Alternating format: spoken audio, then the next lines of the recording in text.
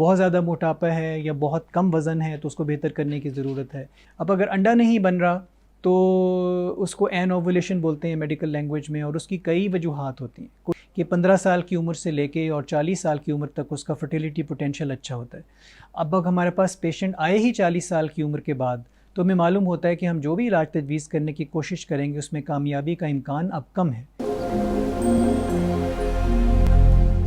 अस्सलाम वालेकुम, मेरा नाम डॉक्टर मोहम्मद तैयब है और मैं ऑब्स्टेट्रिक्स एंड गायनेकोलॉजी यानी इमराज़ नस्वां और ज़च्चा बच्चा के शोबे से मुंसलिक हूँ पिछले 35 सालों से as a professor of obstetrics and gynaecology.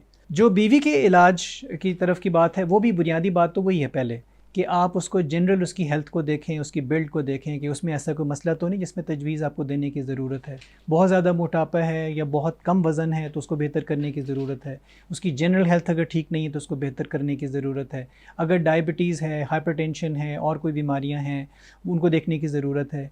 और अगर उसके गायनी के कुछ इश्यूज़ हैं जैसे कि माहवारी उसकी रेगुलर नहीं है और उसका कुछ और मसला गायनी का रिलेटेड है तो उसको तशख़ीस करने और उसको तजवीज़ उसकी देने की ज़रूरत है। ये तो पहले बुनियादी चीज़ें हैं कि पेशेंट को पहले आप ठीक तो कर लें और उसके बाद फिर आगे चलें।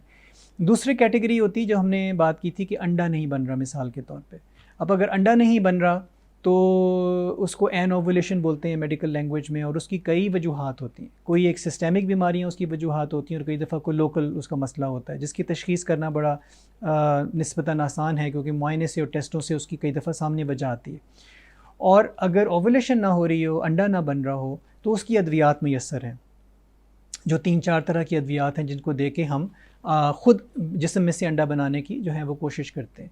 और ये मुमकिन होता है पेशेंट का जो ख़ातून में जो एक बड़ी अहम बात होती है वो उसकी उम्र है कि 15 साल की उम्र से लेके और 40 साल की उम्र तक उसका फर्टिलिटी पोटेंशियल अच्छा होता है। अब अगर हमारे पास पेशेंट आए ही 40 साल की उम्र के बाद, तो हमें मालूम होता है कि हम जो भी इलाज तजवीज़ करने की कोशिश करेंगे उसमें कामयाबी का इम्कान अब कम है, क्योंकि 35-40 साल की उम्र के बाद जो है जो फर्टिलिटी का इम्कान है मर्द में नहीं लेकिन औरत में बड़ी तेज़ी से गिरना शुरू होता है।